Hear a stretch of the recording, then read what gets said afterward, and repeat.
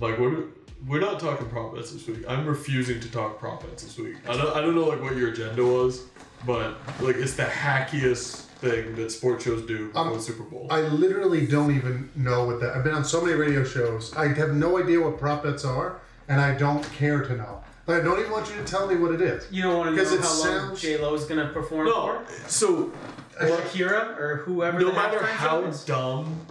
Like, prop bets themselves, whatever it is, it can be kind of fun to look at because they are ridiculous. It's not fun. But, like, prop bets themselves, to talk about a sports show, like, it's been done. It's like the Die Hard Christmas movie thing. It's literally just to fill airtime with nothing. And I have no idea what it is. But prop bets, as ridiculous as you think they are, they're twice as ridiculous. And I don't even know what level you think they're at.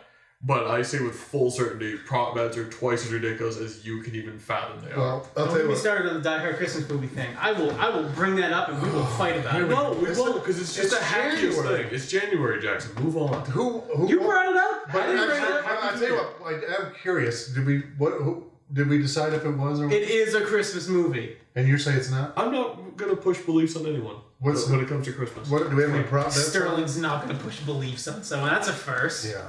Jeez, I'm not a zealot. Hey, welcome to 3 Point Stance as we start things off with a little arguing. First, Mike, congratulations. So this is what it feels like. Okay, this is what it feels like. I've been a Jets fan growing up, played for the Jets, lost 2 back-to-back AFC Championship games in a row while I was playing for the Jets. Career goes through Kansas City. We have some great years. We see the foundation of Andy Reid, the Andy Reid era over there. And then finally, last Sunday, to see my team, a team I'm rooting for, a team that I still feel like I'm part of, win the championship game and make it to the Super Bowl. I couldn't be more happy, and I feel like I'm still a player. Like, I got the stuff on. I'm going out with my hat and my cap, my Kansas City sweats, and I'm just sporting it. I mean, I'm just so happy. So now... Like a proud papa. That's right. Being here in New England, where you guys get to do this every year, Yep. I finally get to do it the first time in my life. A team that I want to win going to the Super Bowl. So are you a little bit relieved? Because, just for the uninitiated, the New York Jets won Super Bowl III. Yeah. The Kansas City Chiefs won Super Bowl IV. It's been a while. Since Super Bowl IV, neither one of those teams has made a Super Bowl. They haven't even played in a Super Bowl. Were you worried that it was you? Like you were the jinx? I literally was going to say... I'm going to be a Patriots fan if the Chiefs would have lost that championship game. I was going to become a Pats fan. I think you said that last year, too. Yeah, I was like, I'm going to do it because I just want them to lose now. Because I did think it was me. It's you. It's like a Madden curse, only DeVito. Because, look, I don't watch any other sports. I just follow football. I played football. That's it. So my 2 teams... It's enough. Of all sports across the board, my 2 teams that I wanted to win were the Jets and the Chiefs. And it's been since Super Bowl III and Super Bowl IV, respectively. So that's tough. And to be up here in New England, where you spoiled brats get mad about a wild card loss. Mm-hmm. They booed him. I still can't get over that. Patriots fans booing them. Whatever. That's a story for another day. But I am finally excited to see my Chiefs, baby. Chiefs Kingdom there at the Super Bowl. I'm fired up. Can you tell? I mean, it's late at night. I'm still fired up right now. I got 2 kids that do you know the number of people that reached out to me to ask how happy you were? Like, people were asking Over under 20? Is that a prop bet? Can you not do that? I am used to people, like, congratulating me, like, as a fan of a winning team. Like, let's just tell you what it's like to be a winner, Mike. Now that you're finding this out. Yeah. Like, it is nice. Like, people congratulate you for things that you had nothing to do with. Well, that's what I was going to say. Yeah. I sent you a congrats text as soon as I got as many texts. When the Chiefs won that game, I got just as many texts as I did when I would win a playoff game when I was a player. How about compared to, like, a wedding, for instance?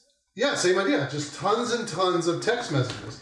And I was like, I want to say thank you, but it's like, I didn't do anything. Like, I literally did nothing here. I wish I could say thank you. You visited the team earlier this season. Yes, I went down to the chapel when they came in to play New England. So, okay. Which was you big. did something. Okay, and we won. We beat New England, so I was... Well, some terrible calls in that game. Something was nefarious there. Those calls were... Pats fan talking about terrible calls. They got those wrong. N'Keal Harry was in bounds. Okay. But, I mean, you had a little something. You got them home field. And a first-round bye. Okay. So I think you did your job. That was probably more productive than anything I did when I was actually playing there. Here we go. This is fantastic. Bro. I mean, I'm out of words. I'm just so take us through this game and your emotion, because Tennessee goes up 10-0. They go up 17-7, and you're thinking, here we go again. This is what they do. Derrick Henry is going to have another 200 yards because in their defense, the Chiefs' defense hasn't been spectacular this year, especially against the run, but they figured some things out. They made some adjustments, and all of a sudden, once that offense got clicking and they took Derrick Henry out of the game because they needed to score some points, you saw a completely different football game. Yeah, I mean, I still go back to what Bill O'Brien said last week when they beat the Texans, when he said, "Listen, I don't think any lead is safe against the Chiefs," or something like that. I'll admit I was a little bit more nervous with Tennessee because of that run game. I mean, you talk about a team that can milk the clock. I think one of those drives was 8 or 9 minutes that they took to.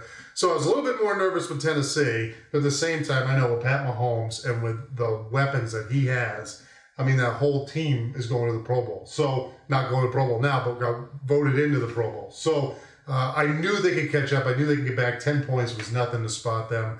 And they did just like they did the week before. And like I said last week, the one thing that is so impressive about this team, and Pat Mahomes is the paradigm of this, is the leadership. Because I've played in 9 playoff games in my career, and I know when you get down a touchdown, it is very hard to get back up. And for this team, 2 weeks in a row to go down the way they did, and nobody flinched, nobody blinked, right? They were able to get right back up, get ahead, take control. It takes a lot of great leaders, not just one good leader. It takes a lot of great leaders in an organization that's bought in and a team that's bought in.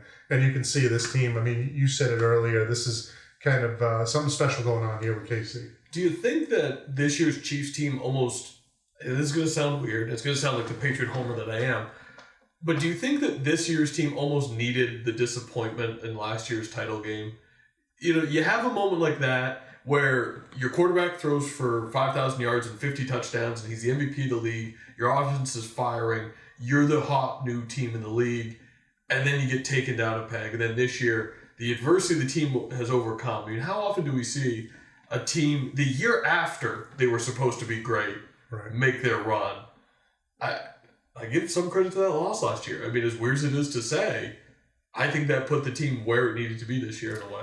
You know, I think they would have been here. I think they would have been right back here. I mean, you look at the defense and you look at the roster and the way it played out, I think that the defensive scheme that they're running now fits better with the team. And so you wonder about that. But at the same time, Bob Sutton is a fantastic defensive coordinator. I think even you have Bob there, he adjusts and gets them back. So I really don't think there's a difference. I think this team wins the Super Bowl last year. I'll tell you that much. They go to play the Rams, they win the Super Bowl, and I think do it in better fashion than New England did.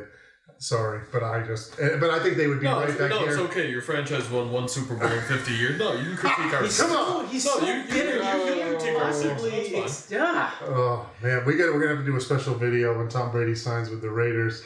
But yeah, no, He's going to, too. I think the dynasty has changed now. I think we're going to be seeing, like New England, we're going to see Kansas City, as long as Pat Mahomes stays healthy, Kansas City continuing to be back in this conversation every year around this time. We can talk next week about what's going to happen in the Super Bowl. Going to be playing the San Francisco 49ers. We kind of thought Green Bay, I've always thought fraudulent. They just didn't seem like a team that deserved to be where they were.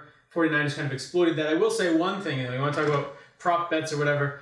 If San Francisco is going to win in the Super Bowl, Jimmy Garoppolo is going to have to throw more than 8 times against the Kansas City Chiefs. Well, I don't want to talk prop bets at all. But I haven't watched the film totally on these guys. I've only seen a little bit of it. But this looks like a complete team. I mean, the 49ers are a complete team. Offense, defense, special teams. They deserve to be there in the Super Bowl. They're, all phases playing at a high level. It looks like they're having fun out there. It looks like they're aggressive. It looks like they gel together. And Shanahan's got them firing on all cylinders. So this is going to be a fantastic matchup. We did a podcast with Derek Johnson, and he was talking about how even if you're not a fan of one of these teams, you should be a fan of this Super Bowl because it is really the immovable object against the unstoppable force. Irresistible force against the immovable object. I believe is the matchup you're referring to. Right. Well, I got what you understood. Yeah. I always mess that up. I mean, I did too. But I think you got. These are the 2 best teams in the NFL, and they're going to have at it. And so I don't know specifics yet with the 49ers. I know they have a good offensive line, a good run game. I think you're correct. Garoppolo's going to have to throw it for more than or throw more than 8 times. And I think he has the guys to do that, specifically Emmanuel Sanders. So, yeah, it's going to be a great game. I'm excited. I think Kansas City's a better team, and I know everybody's surprised. Don't get too far ahead. Maybe my opinion will change, and Kansas City will be the best team next week too. Yeah, do you really see him breaking down this tape and going, this 49ers and Kyle Shanahan? Yeah, that's right. Who knows? He's gonna come in with a Steve Young throwback. Mr. Objective. That's me. And for the next couple weeks, Chiefs Kingdom coming out strong here on 3 Point Stance as well, especially on the audio side of things. And we're going to be doing tons of interviews, right, with some former players, some current players as we get ready for this big game. Yeah, we got the mini series going, right? We got the Chiefs mini series going, road to the Super Bowl. We're going to be interviewing Chiefs from the past, the present. We got coaches, we got media people across the board. We're going to have some great interviews over the next 2 weeks. We're going to try to put it out every other day or so and try to get everybody primed and ready for this excellent Super Bowl here in 2 weeks. It's going to be fun, and we'll take you on the adventure with us.